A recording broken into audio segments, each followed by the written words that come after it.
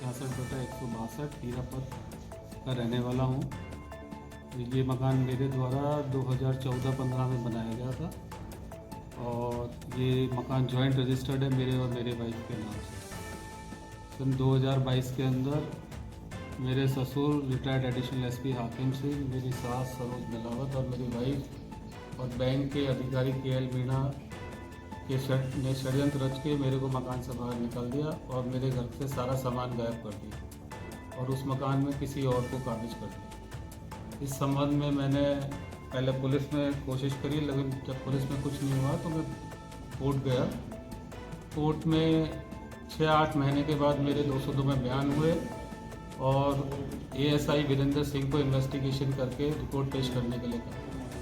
ASI Virendra Singh ने 7-8 महीने तक जानबूझकर मैटर को लटकाए रखा और 2024 के अंदर फरवरी में मेरी FIR दर्ज हुई।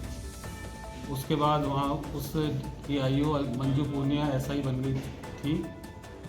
वो मंजू पूनिया ने उस मैटर को फिर लटकाए रखा और 8-10 महीने बाद उसमें FR लगा दी। इस संबंध में मैं DG साहब साहू जी से भी मिला, कमिश्नर साहब बीजू जॉर्ज जी से भी मिला, कलेक्टर साहब से भी मिला, DCP दिगत आनंद जी से भी मिला, जिला जन सुनवाई में भी गया। BJP की जन सुनवाई में मैं जितेंद्र गोठवाल जी से भी मिला। जितेंद्र गोठवाल जी ने मेरे सामने बीजू जॉर्ज साहब को फ़ोन भी किया था और कहा था इस मैटर को अर्जेंटली हैंडल करें।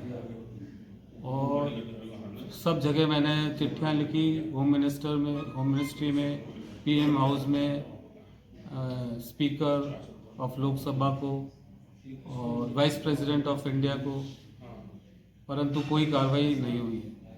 और पुलिस ने आज तक ये पता नहीं लगाया कि मेरे मकान पे से सामान किसने निकाला और मेरा सामान गया कहाँ और उसमें पिछले 2 वर्ष से जो आदमी रह रहा है वो किस हैसियत से उसमें रह रहा है।